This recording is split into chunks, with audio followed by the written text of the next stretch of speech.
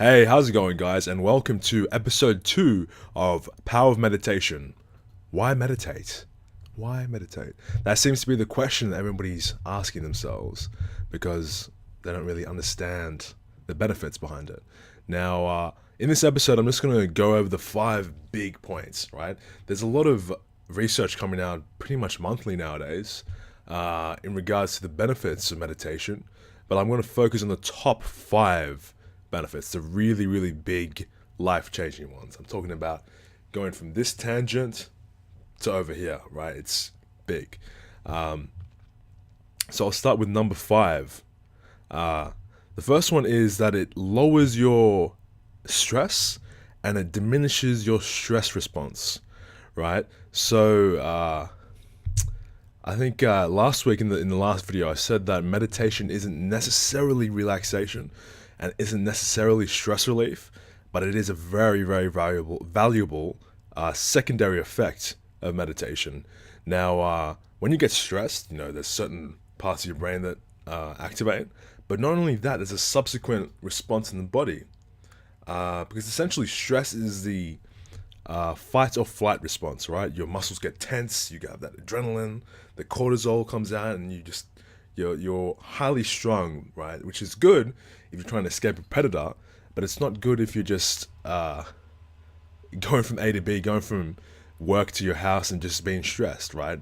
That stuff will wear and tear the shit out of your body, right? So if you meditate, that actually reduces the stress response.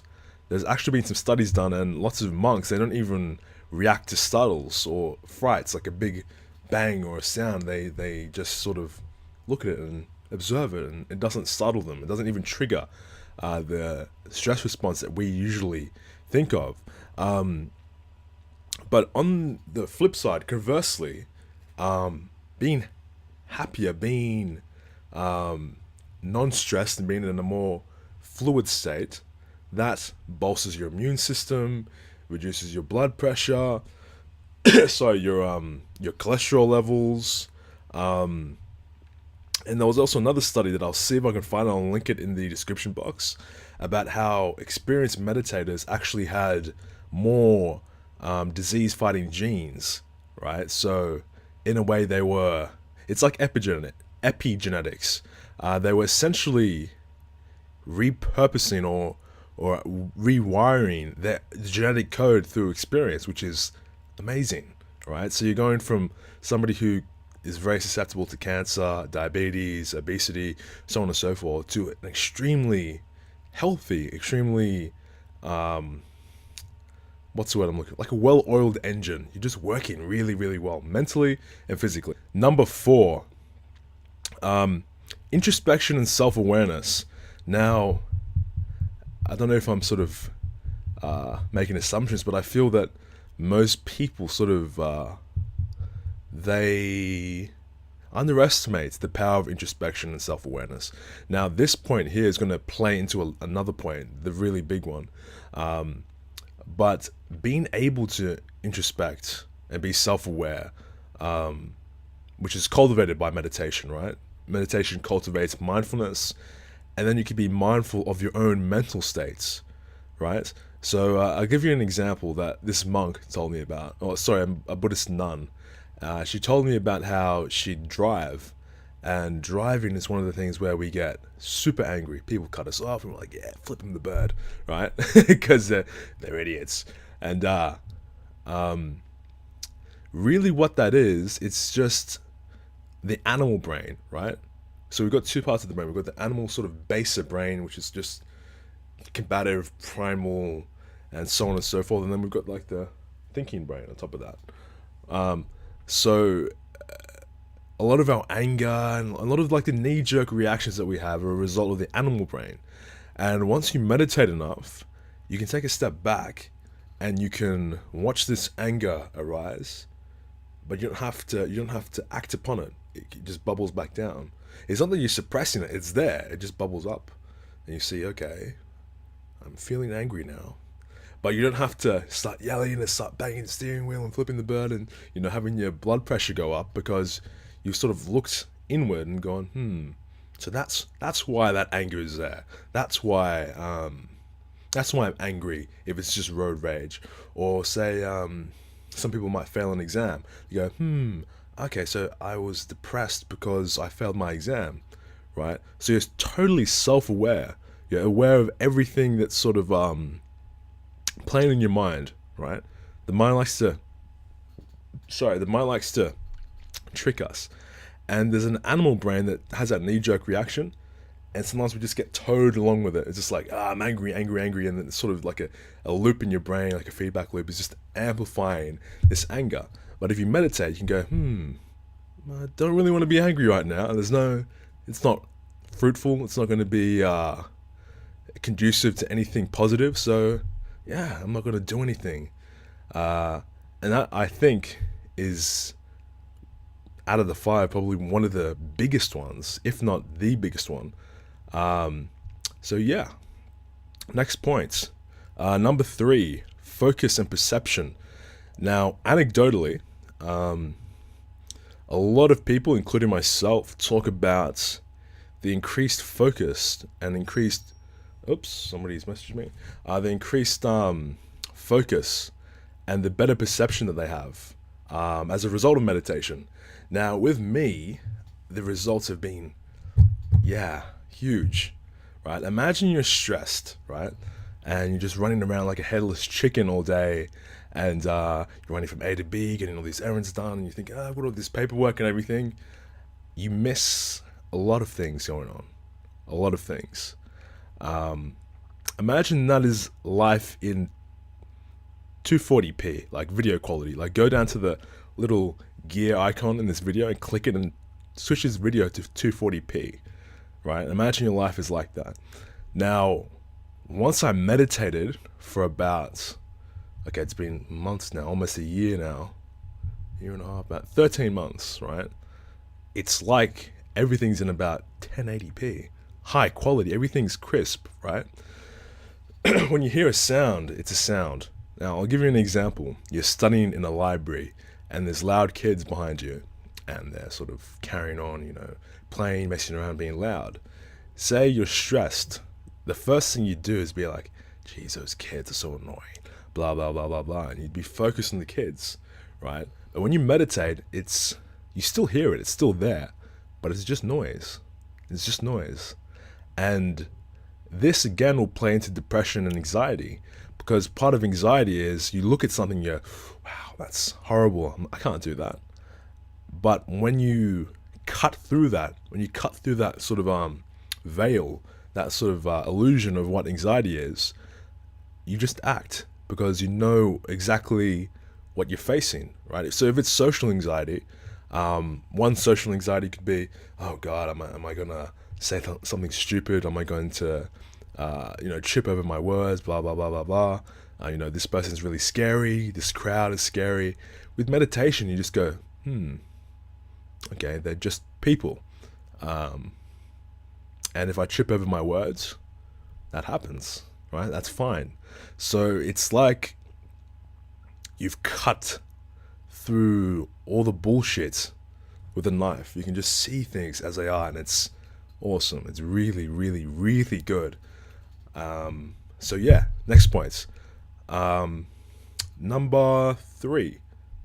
Number 5, 4, 3. Oh, number 2, sorry. Better sleep and recuperation.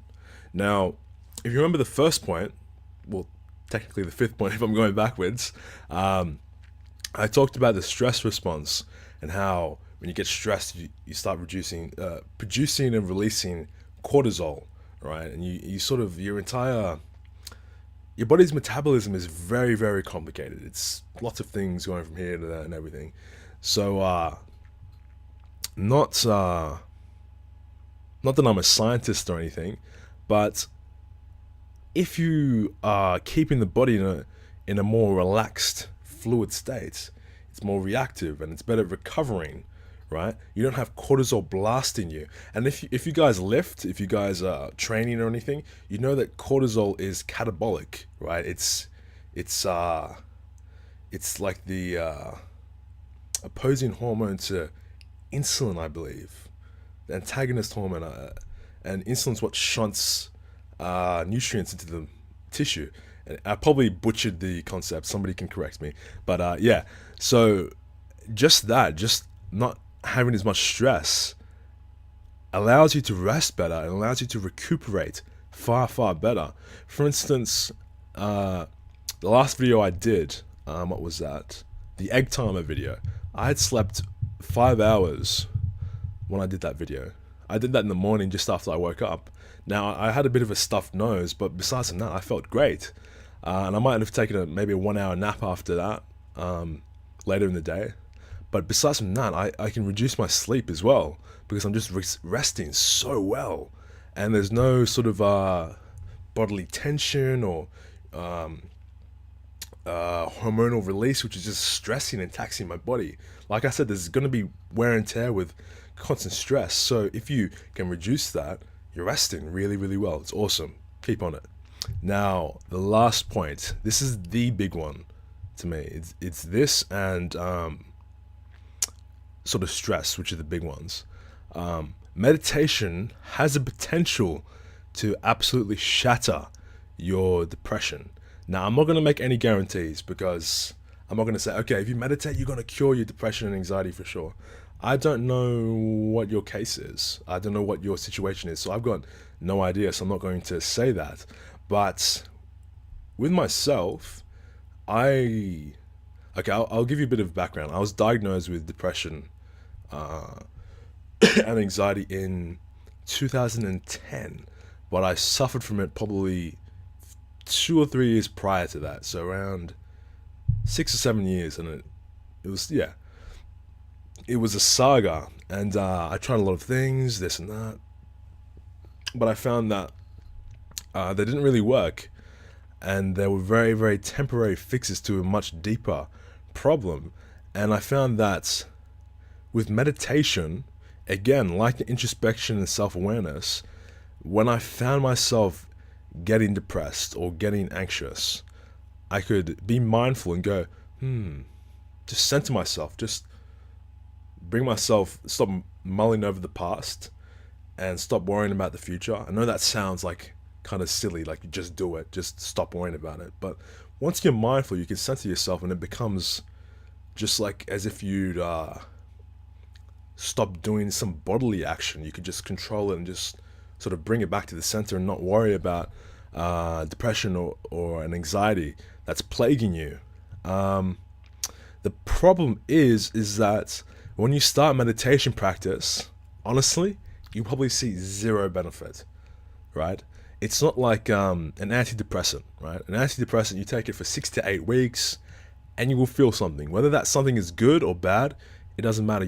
There's a tangible, identifiable effect that you can see as a result of the medication, right? Whereas meditation, you can meditate.